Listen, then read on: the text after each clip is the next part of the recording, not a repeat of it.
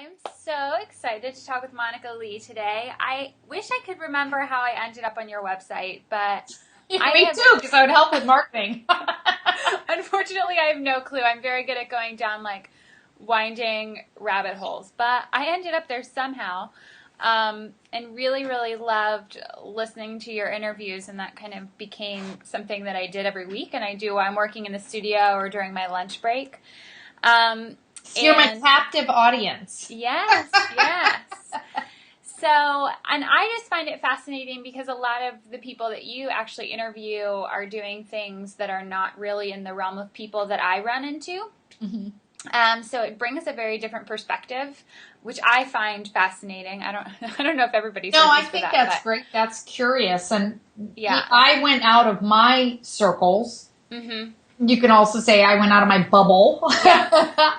But I left my circles to go find answers. I knew I was looking for something that I couldn't just copy what other people were doing, or everybody's like, "This is the way you do business. You go to this craft fair, then you go to this, and then you go to that." I was like, "No, there's other people doing it without those rules, and I need to go just." So I ended up in different business worlds. Mm-hmm. Well, and I don't think it's quite as obvious anymore. Even people that I talk to at craft shows now, I feel like, when they were doing them in the 80s, like you did the show, you sold out, everybody did awesome. But it's very, very different. And I really feel like everybody has to find their own path and where is their crowd going. And it's not quite as easy, do 1, 2, 3 and you'll be fine. Yeah. So, as nice as the internet is, for us to market ourselves and stuff like that, it's also made it a little bit more complicated. Mm-hmm. Yeah. Because now there's there's choices for everybody. Yes. You're not doing it at craft fair. I used to attend juried craft shows all the time. I loved them, but that's where I got my cool stuff. And now I can not even get out of my pajamas and buy cool stuff. So you've got to, the whole people that are running the craft fair have to think of how they're getting people there and why they're getting people there. And you, as someone who's actually, showing like your goods, you've got to bring your personality. Right. People want to meet you. They want to go home, then they have the scarf on. I know you do, like all these great, I love accessories. But then if I'm at a cocktail party and they say, "Oh, that's cute," and I say, "Well, Amber made it and I met her." Right. And so that's, part of, and that's why you need to show up with your whole best self. Right. Yes. So, can you tell us a little bit about, what was your reason for starting Smart Creative Women when you were thinking, all right, I'm going to put this together, I'm going to do these interviews? Did you have a real mission behind it, or was it like, I think it came together actually pretty quickly mission-wise, because it was what I wanted to hear. Mm-hmm. It was, I just know that there's a lot of in your head time as a creative person, and if you're either a solopreneur, I used to be a flight attendant, and so I was out with people, and then I started freelancing, and I was completely alone. I was like, and you can really get inside your head, and not only do you get inside your head, but sometimes that voice inside your head is not always the friendliest. So what are you doing here? What do you think you're going to do? Like, nobody's going to like this, So the idea was to fill you with some good stuff.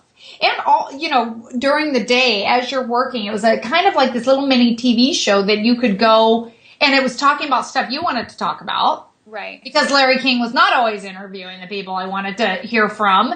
And so it was people that you would actually were, this is how I sell my stuff, and I use Pinterest. Right. And this is how I set up my books. And I got started, I was a school teacher, and then I quit and did this. And I thought, wow, everybody wants to hear that. Like, when did you hire your first employee? Yeah. How much money did you have in the bank? I do think it's awesome because most of the time they are people that you're not going to see interviewed on TV or in big magazines. And talking about their movies. Yeah. So we're kind of missing that group of people and their story. Well, they're so talented. And you know what, Amber, I think in our creative community, there are little rock stars. Yeah. You know, and the idea in Smart Creative Women is to bring up and comers. Mm-hmm. You know, I see some people that are just doing their own thing. Yeah. You know, you're like, this is how I'm going to do it. I can't do it like this person does it. So they're just chugging along. And I think they're so interesting. So I really try to do this age range. And then I even have, you know, like Mary Englebright, who's been in the art licensing business for a long time. And Kathy Davis has 26 employees. And, you know, so I want to talk to those people too. How do you stay creative when you're managing employees? Yeah. Good to know. So now I know you've done a variety of careers, and so I always find that fascinating as well to see kind of where all people have bounced and how they got through all of those careers. So how do you think you kind of went from one to the other, and what have you taken from each career to make the next one more successful? Oh, I think I've lived on the planet a long time. No, my husband said the other day, if you're not changing careers every 10 years, you're dead. And I was like, oh, please. You know, I was applied to over 10 years, but I certainly did creative stuff the whole time. Okay. So, you know, I was always I never thought I was much of an overachiever, but maybe in hindsight, I was the only girl in student government, and I planned all our activity. I was an activities person and stuff. But then I became a flight attendant. I always did something else on the side. So I had started a greeting card company. I repped for a greeting card company, then started a greeting card company. And I actually fell off the map as a creative person for a couple of years when I got divorced, because art is solitary. Uh-huh. And I think I was a little heartbroken, and it was very, very hard for me to sit and do my art. That voice in my head was just like, eh. So I was just flying full time for a couple of years, and then realized, okay, I can't hang out with myself. It's okay. But I think all those years of flying, instead of looking back and going, wow, you know, what a waste of time, because I always knew I wasn't supposed to be there. You know, every time that we'd have like a somewhat emergency, I'm like, I am not supposed to die on an airplane. This is not my chosen spot. This is not where I'm supposed to be. But I look back now and I think, wow, the art of chit chat was. And you know what? Flight attendants, oddly, are serious. That's girlfriend. It's not remotely competitive. We all wear the same clothes and we all make the same amount of money, you know, depending on how long you've been hired. Right. So it's like a real sorority, and we have this thing we call jump seat psychology. Oh, Amber, how are you? How's your boyfriend? Is he treating you okay? You know, this was years and years of girlfriend, and I really think that helps with the Smart Creative Women, because one of the ideas and the whole website is that we've got your back. There's no backbiting. I don't, you know, I've gotten into some LinkedIn groups and stuff like that, or just different. And you're like, why? Where's all the negative stuff coming from? So I don't even, it's like, I don't have time for that, but I have time for positive, good, encouraging stuff. So I'll take time out of my schedule. You're going to go fuel me. Right. But if it's going to deplete me, I'm not going to. So I think all those things built. Of course, then, you know, I freelanced while I was in the children's, and then I did art licensing and some editorial. But I did that up until I quit flying. So. And so what made you finally decide to quit flying? Well, initially I actually got really sick. I have a big gluten thing, right? Okay. So I got sick, and my buddy bitter best friend was like, I'm not flying another trip with you. You can't pull your weight. No, she didn't say that, but I was dropped out. I was went on disability. I was very ill. And then instead of coming back, I started freelancing. Because I'd always freelance, but then you go to London for 2-3 days. You come back. That's when I come back and it was like, what, was I working on something? So being at home enabled me to freelance, and then I saw my salary going up because I was able to actually take it seriously. Okay. So there is something about giving it your full time. And then when I kind of half matched my salary, I was like, I can do this. Mm-hmm. And so I then still, I set a goal of when I actually was technically leaving the airlines, because there's this funny thing where you're able to drop trips and not fly, but still be active. And I had a date that I could leave with my passes. And I put it on my bulletin board. In fact, I was just telling a flight attendant when I was taking a trip the other day, because she's a writer. Okay. And I said, set a date. And the date was like 2 years out. Yeah. And I just said, that's the date. So I just started making a plan. Okay. So I think setting a date instead of going, oh, it'll happen sometime. Right. And I put it in front of me. And then American was so happy. They're like, you can leave a month early. But I had told one of our base managers, I have the date on my bulletin board. She's like, I'm impressed. I'm like, well, so that's what I did. That's awesome. So I know that you do the interviews, but you've also started to run some courses, which you have one starting really soon, and do coaching. So how did you kind of bring all of that together? And then how do you go about marketing and making sure that your brand is the same consistent voice through all of the things that you do? Thank you for asking that question, because that's kind of a thing about, that is really something to think about. And that's actually something that Smart Creative Style course is talking about. I feel fortunate that over the years I've had enough time to spend exploring what I want to do to kind of find my voice, right, and know that it needed to be positive and energetic. But slowly over time, I also embraced my gregarious personality, which I was trying to tamper down. There's not a lot of artists or introverts. Yeah. And I would find myself with a group of artists just overpowering everybody. I'll talk, you won't talk, I'll talk for you. So when I started Smart Creative Women, I gave myself like permission kind of to be myself. And the Smart Creative Style course is really about pulling out the parts of yourself that are the best parts, and also finding your style. And so you have a brand style. So now there's things about my brand. I don't normally talk about the fact that I was sick and on disability. I don't talk all the time about the fact that I was divorced and, went through, some really rocky, awful times. But so that's still part of me. That's not part of the brand. I'm not necessarily hiding it. I'm just not highlighting it. Right. So I think, fortunately for me, because I'm a little bit older, that happened somewhat naturally. But when I did Smart Creative Style, I did a specific mood board of how that was supposed to feel.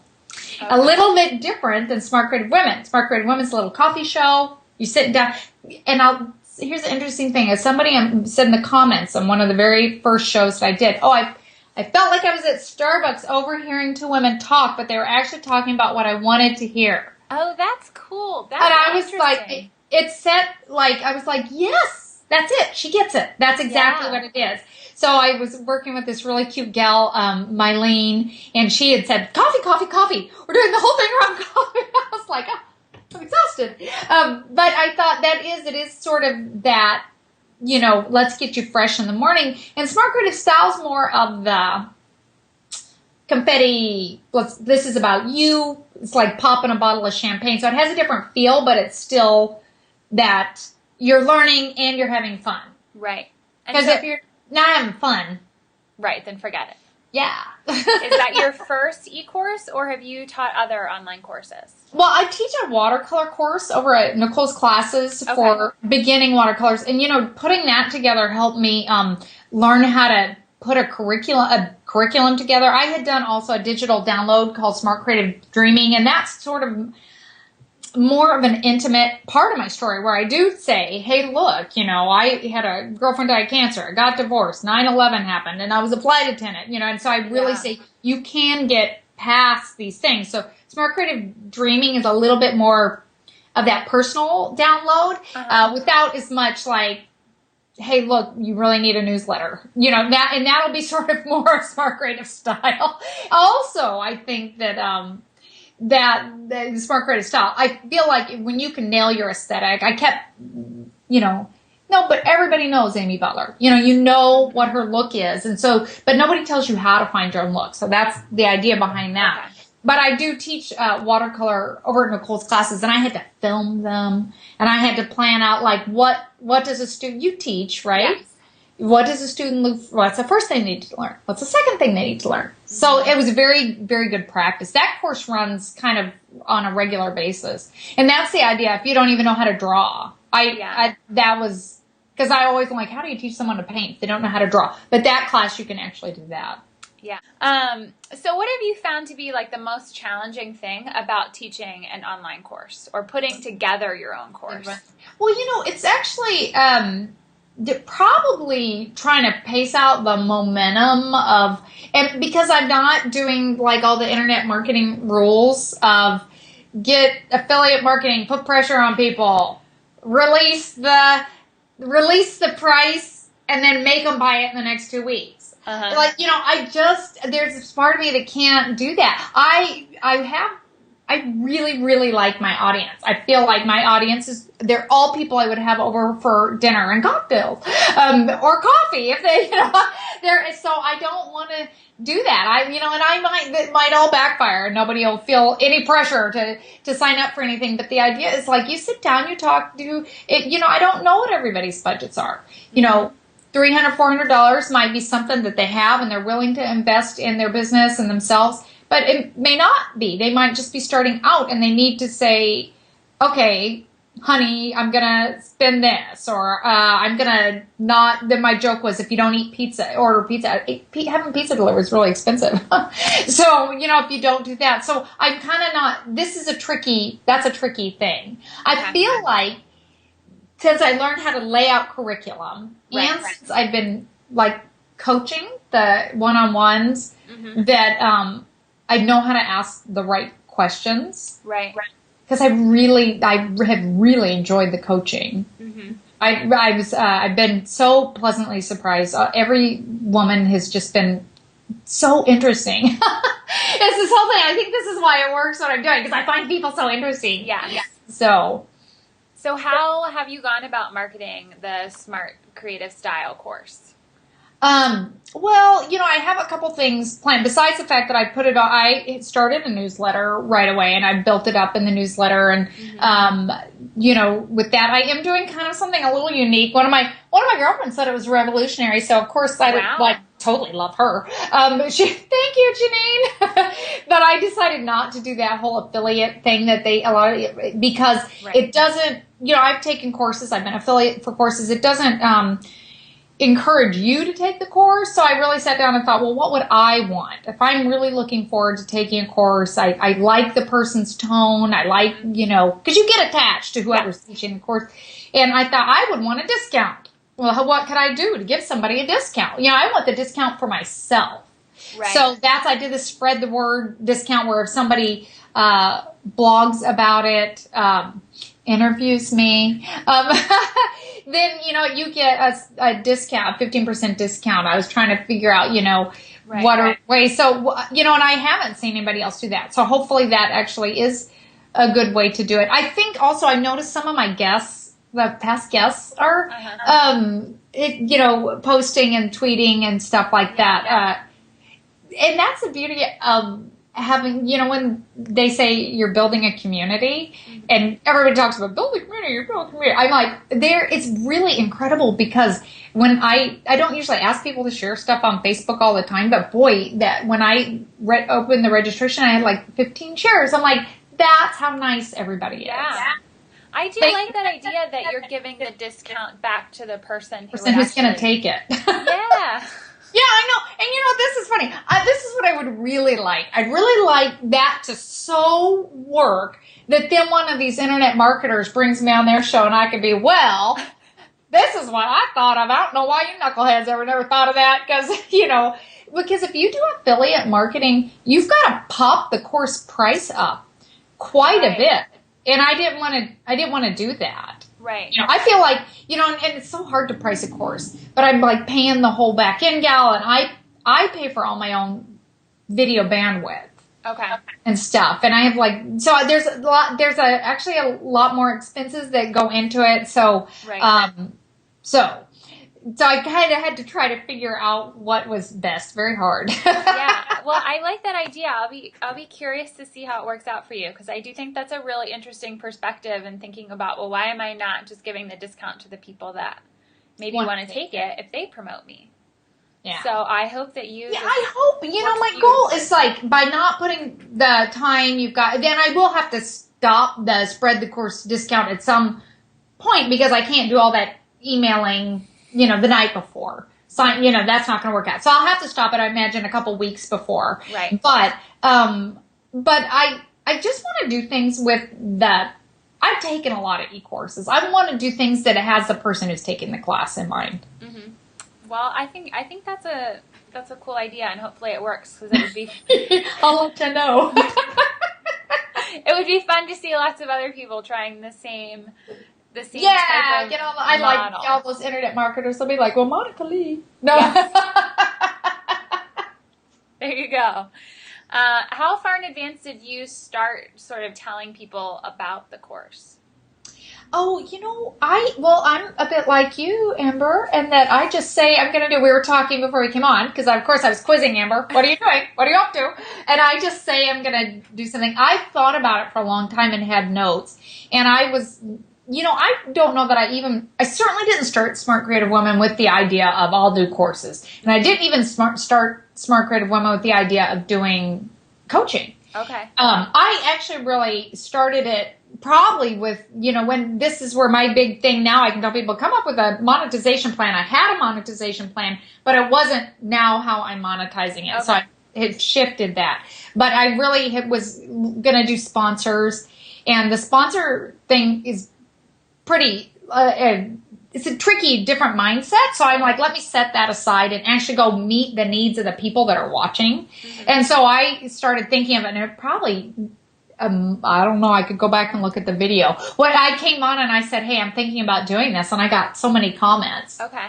And then I was like, okay, I know this is good. But when you do the coaching and you talk to as many people as I do, and I would, after I'd shut off the video from the recording, I would ask my guests, what do you think? Yeah. And they were like, oh my God, that sounds so good. I want to take it. And I thought, well, if I'm interviewing people that are rocking it and they want to take it, mm-hmm. then I'm onto something. Right.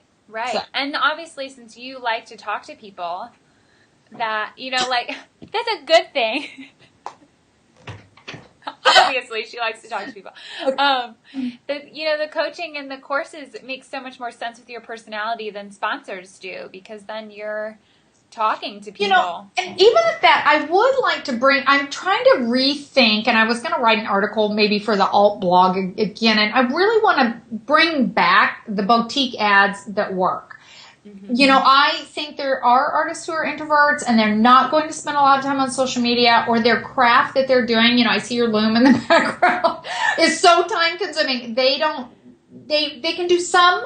They can't dedicate maybe as much. And I have coached people and I said, if you really don't like it, or if you, by principle or whatever else, then go ahead and advertise on blogs, because the bloggers are out there and they need your money. But I want it to be, I would like to bring boutique ads back, but I want it to make sense again for the people that are paying me. I feel like that's, I guess it's a good drive. I want it to make sense for you. Right. It's probably not the way money making is supposed to happen. But I think it still can work, and then you're making money, but you're also really making other people happy and helping them. Well, and I think so. My thing is, if you've got a shop, there are shoppers that are going to be on my site all the time. But then what could I do where I'm getting whether some art buyers or whatever you're advertising? What can I do to get them to the site so you're actually getting click-throughs? Right. I know that a lot of the people that you interview, it seems like you meet them from attending different conferences. And so at least a lot of the people in the Pennsylvania Guild that I'm part of, when we do talk about conferences, one of the issues is cost. And so, and cost greatly varies depending on what you're talking about going to. So which one are you supposed to go to? And I know it varies from who you are and what you do. Yeah. But from your experiences, what would you say was maybe the most beneficial one that you felt like was planned super well? The overall experience was great. You learned a lot. You met great people. This is a big... Yeah, this is a big question. And because I have actually met, I am a person that meets people. I do meet them at trade shows also. If I'm at a trade show, I go up and talk to people. If I'm exhibiting at a trade show, I make sure I schedule the time in that you're setting up the booths because you can meet all your booth mates, and those are invaluable relationships.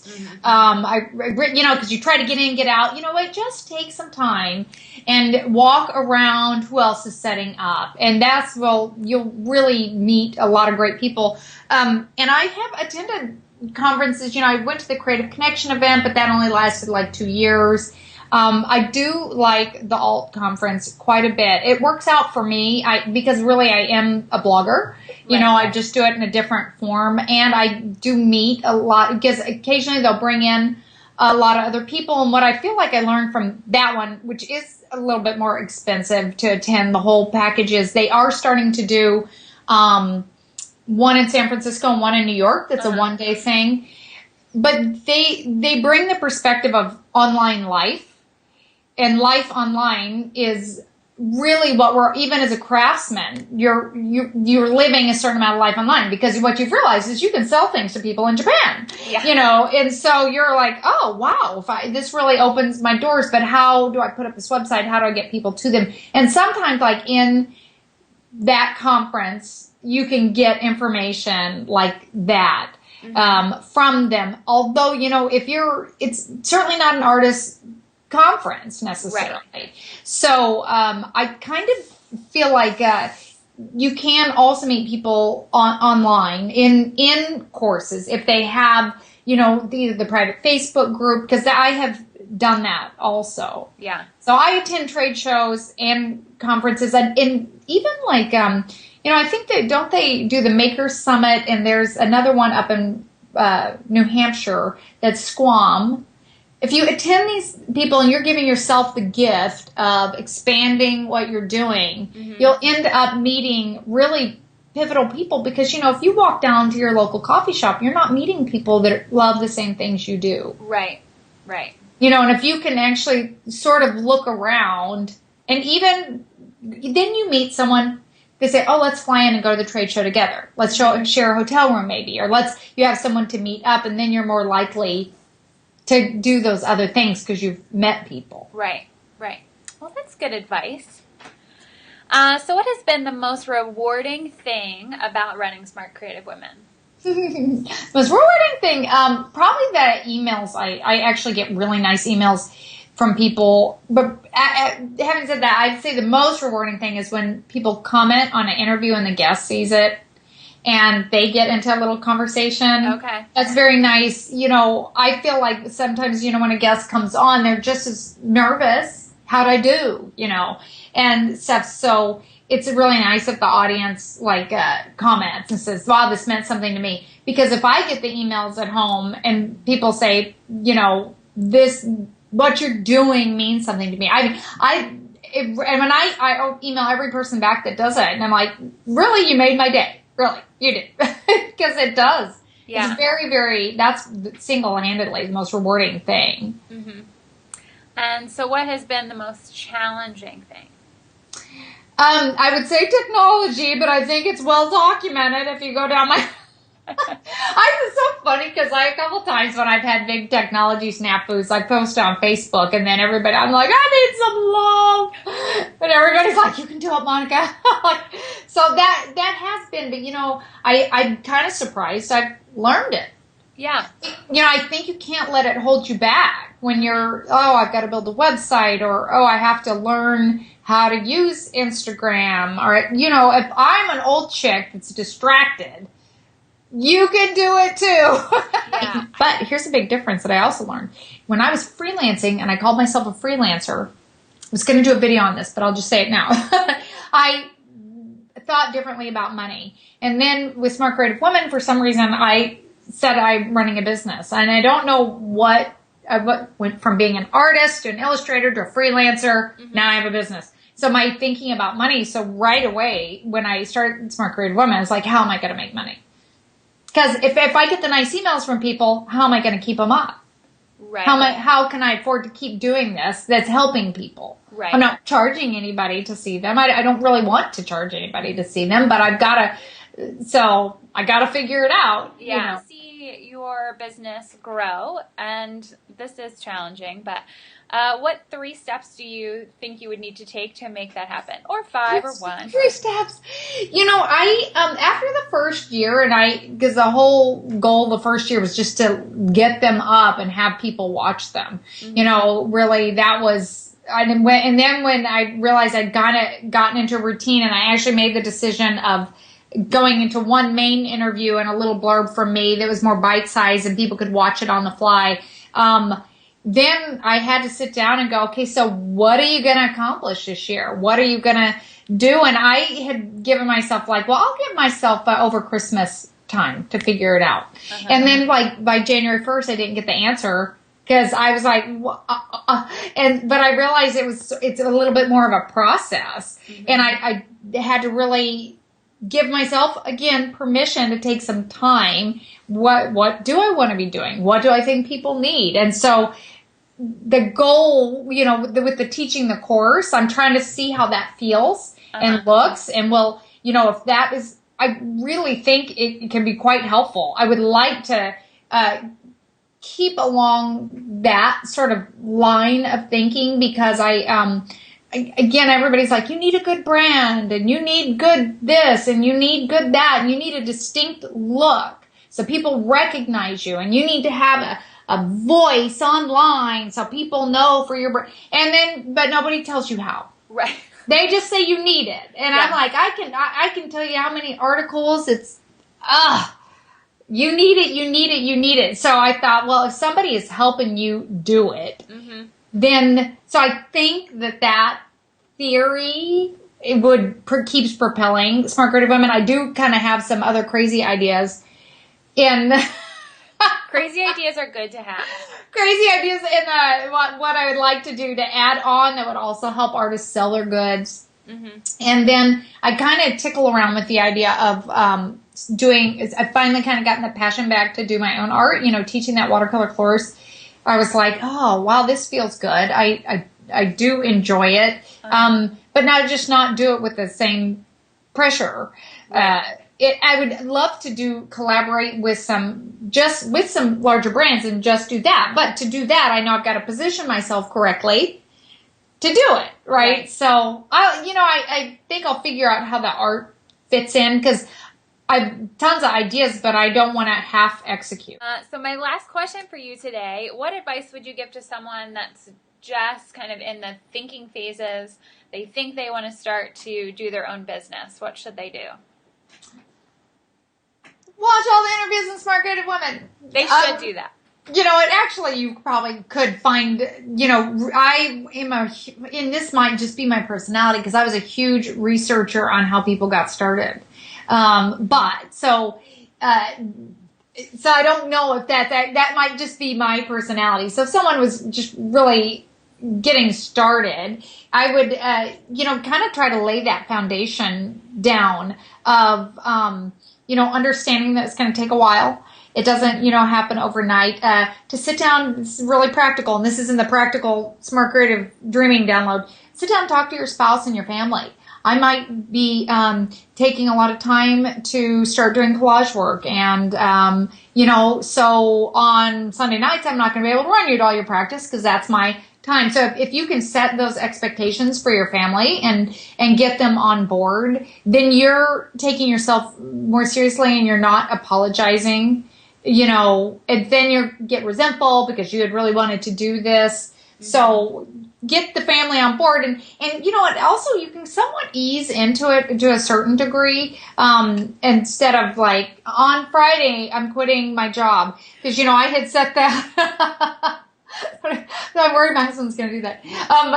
But to set that goal out there in 3 months, I'd like to do this. And some of the gals I coach are really awesome about setting that. In 6 months, I'm going to do for this trade show. Yeah. And so if you can set those goals, I also think you can't ignore, marketing. Mm-hmm. You just can't do it. It doesn't matter. If you're going to start just doing something creative, don't worry about the marketing. And if you're going to explore what you'd like to do. But once you make that decision, okay, maybe I can make money at this, you have to take your marketing seriously. And I had asked Tom one time in an interview, my husband is Mr. Marketing, how much time should you spend marketing and how much time should you spend in product mode? And he had said, it depends on if you have one product that you're selling or if you're like freelancing, it's going to be different, but you have to execute that aspect. You can't do it once a month. You have to build it in to your daily, weekly schedule. Right.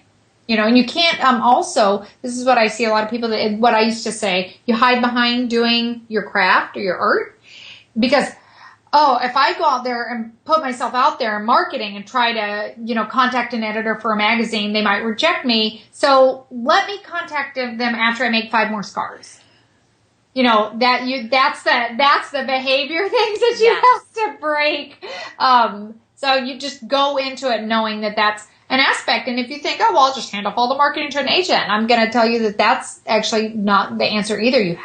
You're going to be a solopreneur, and as a creative person, you're often a solopreneur. Those are all going to be parts of your job. And that will, if you really hate it, you might really bring a family member on board or hire somebody that works for you to do all your marketing.